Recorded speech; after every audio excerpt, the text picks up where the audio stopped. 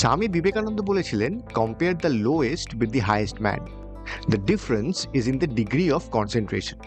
আপনি স্টুডেন্ট হন কি ওয়ার্কিং প্রফেশনাল, আপনি যদি কাজে সফল হতে চান বা অন্যদের থেকে বেটার কাজ করতে চান, তাহলে যেটা দরকার সেটা হলো কোনো একটা বিষয়ের ওপর অনেকক্ষণ ধরে কনসেন্ট্রেট করতে পারার ক্ষমতা। আপনার মনকে সেই সময়টা দেওয়া যাতে সে নতুন জিনিস শিখতে পারে, নতুন ইনফরমেশন প্রসেস করতে পারে, প্রবলেম সলভিং করতে পারে। আপনি যে ফিল্ডেই কাজ করুন না কেন, এই স্কিলটা না থাকলে আপনার পক্ষে সাকসেসফুল হওয়া একটু মুশকিলের। সে আপনি আর্টিস্ট হন কি ডাক্তার কি ইঞ্জিনিয়ার, আপনার কনসেন্ট্রেশন পাওয়ার যত ভালো হবে আপনার সাফল্যের চান্সও ততই বাড়বে। কিন্তু দুর্ভাগ্যবশত আজকের অল্প বয়সীদের মধ্যে এই কনসেন্ট্রেট করতে পারার ক্ষমতা ক্রমশ কমে আসছে। অধিকাংশই কোনো একটা বিষয়ের ওপর বেশিক্ষণ ফোকাস ধরে রাখতে পারে না। সায়েন্টিস্টরা এর নাম দিয়েছেন পপকর্ন ব্রেন। মানে আপনার মন যখন কোনো একটা কিছুর ওপর ফোকাস করে রাখতে পারে না, কন্টিনিউয়াসলি একটা থেকে আরেকটা, আবার সেখান থেকে আরেকটায় লাফাতে শুরু করে। এবার আপনি যদি আপনার মনকে বাধ্য ছেলের মতো এক জায়গায় বসিয়ে রাখতে চান, তাহলে কয়েকটা টেকনিক ফলো করতে হবে। তাহলে কি হবে? রিসার্চ বলে কনসেন্ট্রেটেড মন শুধুমাত্র কাজে সাফল্যই আনে না, মনে শান্তি আর আনন্দও আনে। তাহলে কনসেন্ট্রেশন পাওয়ার বাড়াবেন কি করে, বলবো আজকের এই ভিডিওতে। আমাদের মনের ইনফরমেশন প্রসেস করার ক্ষমতা সীমিত। বিখ্যাত সাইকোলজিস্ট মিহাই চিকসেনমিহাই তার বই ফ্লোতে বলেছিলেন, মানুষ প্রতি সেকেন্ডে 126 বিটস অফ ইনফরমেশন প্রসেস করতে পারে। সে কারণেই একসঙ্গে 3-4 জন যদি আমাদের সঙ্গে কথা বলে, তাহলে আমরা ঘেঁটে যাই, কারোর কথাতেই প্রপারলি কনসেন্ট্রেট করে উঠতে পারি না। তখন হয় আমরা একজনের কথায় কনসেন্ট্রেট করে বাকিদের ইগনোর করি, অথবা সবাইকে চুপ করতে বলে একে একে কথা বলতে বলি।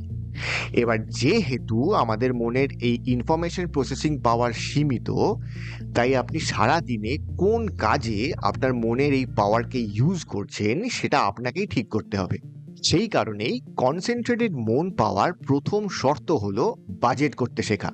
ঠিক যেভাবে আপনি যত মাইনে পান সেই অ্যামাউন্টটার উপর ডিপেন্ড করে আপনি কোন কোন খাতে কত টাকা স্পেন্ড করবেন, ঠিক সেই একইভাবে আপনি আপনার জীবনের প্রায়োরিটি আগে সেট করে নিন। তারপর ঠিক সেই সমস্ত দিকেই ফোকাস করার চেষ্টা করুন। মানে ধরুন, আপনি যদি রোজ সকালে ঘুম থেকে উঠে মোবাইল ফোনটা নিয়ে সোশ্যাল মিডিয়া স্ক্রোল করতে থাকেন, বা টিভি চালিয়ে নিউজ ডিবেটে 4 জন রাজনৈতিক নেতার অনর্থক চিৎকার চেঁচামেচি শুনতে থাকেন, তাহলে সোশ্যাল মিডিয়া সাইট আর টিভি চ্যানেলের সুবিধা হবে বটে, কিন্তু আপনার ক্ষতি হবে। কারণ আপনি আপনার মনের ওই ইনফরমেশন প্রসেসিং পাওয়ারকে এই সমস্ত কাজে ব্যয় করছেন। ফলে এর পরে যখন আপনি পড়াশোনা করতে বসবেন বা কাজ করতে বসবেন, আপনার কাজে আর মন বসবে না, অনেক সময় তো ঘুমও পেয়ে যাবে। রিসার্চ বলে আপনি যদি কন্টিনিউয়াসলি আপনার মনের ওপর আননেসেসারি ইনফরমেশনের বোঝা চাপিয়ে দিতে থাকেন, তাহলে আপনার মন ক্লান্ত হয়ে যায়। আধুনিক ভাষায় একে বলে ব্রেন রট। সেই কারণেই দেখবেন যারা বড় অ্যাচিভার, তারা প্রত্যেকেই তাদের টাইম কিভাবে স্পেন্ড করছেন সেই বিষয়ে ভীষণ সচেতন থাকেন। ওয়ারেন বাফে বলেছিলেন, যদি জীবনে সফল হতে চাও তাহলে রোজ 500 পাতা পড়া অভ্যেস করো। আর এই সত্যিটা সবার আগে বুঝেছিল আমাদের এই ভারতবর্ষ। আপনি যে কোনো ভারতীয় স্পিরিচুয়াল প্র্যাকটিসের দিকে তাকান, দেখবেন তার প্রথম শর্তই হলো চিত্তশুদ্ধি। সেই কারণেই আপনি যদি কোনো যোগীকে মিট করেন, মানে যারা সিরিয়াসলি যোগচর্চা করেন, দেখবেন তারা প্রত্যেকেই তাদের মেন্টাল হাইজিন নিয়ে ভীষণ পার্টিকুলার। কিন্তু চিত্তশুদ্ধি তো আর এমনি এমনি হবে না।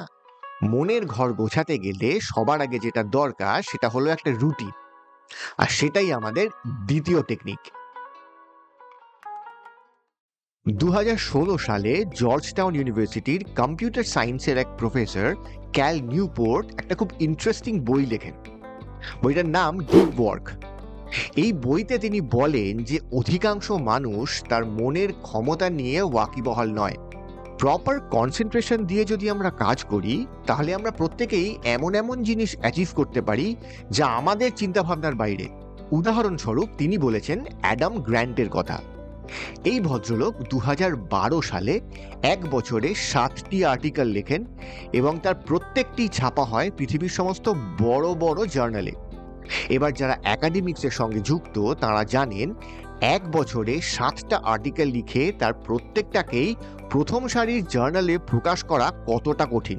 কিন্তু এখানেই শেষ নয়, এর পরের বছর অর্থাৎ 2013 সালে অ্যাডাম গ্র্যান্ট 5টি আর্টিকেল লেখেন এবং তার সাথে গিভ অ্যান্ড টেক বলে একটা বই লেখেন, যেটা অল্প কয়েকদিনের মধ্যেই বেস্ট সেলার তকমা পায়।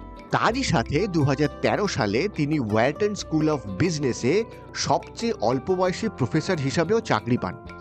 এবার প্রশ্ন হচ্ছে, সবার পক্ষে এত কিছু করা কি সম্ভব? ক্যাল নিউপোর্ট বলবেন সম্ভব। মানুষের প্রোডাক্টিভিটি বাড়াবার খুব সিম্পল একটা ইকুয়েশন দিয়েছেন তিনি।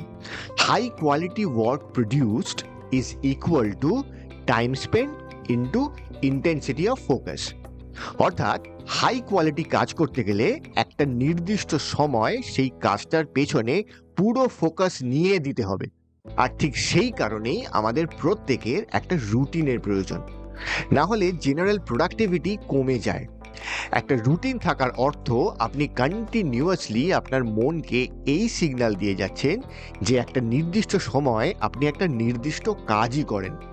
মানে যদি আপনি রোজ সকালে 2 ঘন্টা পড়াশোনার জন্য দেন, তাহলে আপনি আপনার মনকে বোঝাচ্ছেন যে রোজ সকালের ওই সময়টা আপনার পড়াশোনার জন্যই বরাদ্দ। ফলে আপনার মন ওই টাইমটাকে পড়াশোনার টাইম হিসাবে রেজিস্টার করবে, আর আপনি দেখতে পাবেন আস্তে আস্তে ওই টাইমটাতে আপনার পড়াশোনায় মন বসানো অনেক সহজ হচ্ছে। বিখ্যাত লেখক পিটার ডিভরিস বলেছিলেন, I write when I am inspired and I see to it that I am inspired at 9 o'clock every morning. কিন্তু আপনার রুটিন ততক্ষণ আপনাকে পুরো সুফল দেবে না যতক্ষণ না আপনি আপনার রুটিনের মধ্যে থেকে ডিস্ট্র্যাকশনকে মিনিমাইজ করছেন। আর সেটাই আমাদের 3 নম্বর টেকনিক। 2009 সালে সোফিয়া লেরয় বলে ইউনিভার্সিটি অফ মিনেসোটার একজন প্রফেসর একটি পেপার লেখেন, নাম why is it so hard to do my work. এই পেপারে তিনি অ্যাটেনশন রেসিডিউ বলে একটা টার্ম ইউজ করেন। মানে আপনি যদি ঘন ঘন একটা কাজ থেকে আর একটা কাজে শিফট করতে থাকেন, তাহলে আপনার অ্যাটেনশন একই সঙ্গে শিফট করে না, তার একটা অংশ তখনও আগের অ্যাক্টিভিটিতে আটকে থাকে। মানে আপনি যদি কাজ করতে করতে বারবার মোবাইল ফোন ঘাটেন বা ইমেল চেক করেন বা কারোর সঙ্গে আড্ডা মারেন, তারপরে আপনি যখন আবার আগের কাজটায় ফিরে আসবেন, আপনার মনোযোগ আর আগের মতো থাকবে না, তার একটা অংশ তখনও আগের অ্যাক্টিভিটিতে আটকে থাকবে। ফলে আপনি যখন কাজ করতে বসবেন তখন সেই আগের অ্যাক্টিভিটির চিন্তা ভাবনা ঘুরে ফিরে আপনার মনের ওপর আসবে। একেই বলে অ্যাটেনশন রেসিডিউ। আর এ থেকে সোফিয়া লেরয় এই সিদ্ধান্তে উপনীত হলেন যে আপনি যত আপনার কাজে ডিস্ট্র্যাকশন আনবেন, তত আপনার মনে এই অ্যাটেনশন রেসিডিউ গভীর হতে থাকবে। আর এই অ্যাটেনশন রেসিডিউ যত গভীর হবে, তত আপনার পারফরমেন্স পড়ে যেতে থাকবে।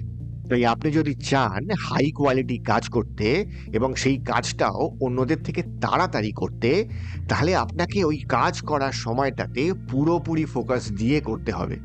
সব রকমের ডিস্ট্র্যাকশন থেকে ওই সময় বাঁচতে হবে। আধুনিক রিসার্চ বলে আপনি যখন মনোযোগ দিয়ে কোনো কাজ করেন, তখন যদি আপনার মধ্যে কোনো রকম ডিস্ট্র্যাকশন আসে, তবে আপনার মনোযোগকে আবার আগের অবস্থায় ফিরিয়ে আনতে 23 মিনিট সময় লাগে। এই নেক্সট টাইম আপনি যখন পড়াশোনা করতে বসছেন বা অফিসের কাজের জন্য কোনো প্রেজেন্টেশন বানাচ্ছেন, তখন দয়া করে আপনার মোবাইল ফোনটা সাইলেন্ট করে দূরে সরিয়ে রাখুন। কারণ আধুনিক সময় আমাদের ডিস্ট্র্যাকশনের একটা সিংহভাগই আসে ওই পদার্থটা থেকে। দেখুন, দিনে সব সময় সব ডিস্ট্র্যাকশন থেকে বাঁচা আমাদের পক্ষে সম্ভব নয়, কেউই পারে না। কিন্তু যেটা আমাদের হাতে আছে সেটা আমরা চেষ্টা করতে পারি। আমাদের ডিস্ট্র্যাকশনকে মিনিমাইজ করার চেষ্টা করতে পারি, আমাদের কাজকে পাখির চোখ করার চেষ্টা করতে পারি। তো এই হলো কনসেন্ট্রেশন বাড়াবার 3টে টেকনিক। এবার যাওয়ার আগে একটা প্রো টিপ দিয়ে যাই। কনসেন্ট্রেশন পাওয়ার বাড়ানো অনেকটা ওজন কমানোর মতো। আপনি যদি ওজন কমাতে চান, তাহলে শুধু জিমে গেলেই চলবে না, তার সাথে আপনার খাওয়া দাওয়া কন্ট্রোল করতে হবে। আপনার গোটা লাইফস্টাইলে একটা পরিবর্তন আনতে হবে। মানে জিম থেকে বেরিয়ে প্রতিদিন ফুচকা খেতে দৌড়লে আপনার ওজন কমবে না। ঠিক সেই একইভাবে প্রতিদিন 1-2 ঘন্টা এই সমস্ত টেকনিক ফলো করলে কিছু হবে না। আপনার গোটা লাইফস্টাইলেই একটা চেঞ্জ আনতে হবে। আপনি সারা দিনে যে কাজটাই করছেন সেটাই মনোযোগ দিয়ে করার চেষ্টা করতে হবে। আর সেটা করতে পারার সবচেয়ে ভালো উপায় হচ্ছে মাইন্ডফুলনেস প্র্যাকটিস করা। সেটা কি এবং কিভাবে করে সে নিয়ে আরেকটা ভিডিও বানাবো। আজকে এই পর্যন্তই। ভালো থাকবেন। নমস্কার।